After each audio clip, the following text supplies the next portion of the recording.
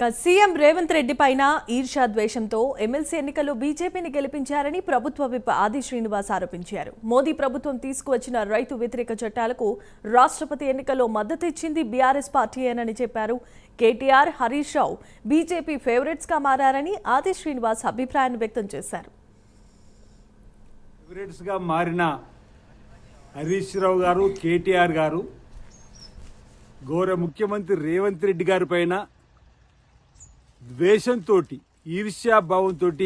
మాట్లాడుతున్న మాట చూస్తుంటే ఓవైపు మోడీ సర్కార్ను, బీజేపీ సర్కార్ను అనేక మార్లు కాపాడడానికి చేసిన ప్రయత్నం, రైతుల కోసం నల్ల చట్టాలు తీసుకొచ్చిన రోజు మద్దతు ఇచ్చిన వైనం, రాష్ట్రపతి, ఉపరాష్ట్రపతి ఎన్నికల్లో కోవిద్ గారు గెలవడానికి బీజేపీకి మద్దతు ఇచ్చినటువంటి ఈ బీఆర్ఎస్ పార్టీ బీజేపీని దేశంలో గెలిపించడానికి కోసం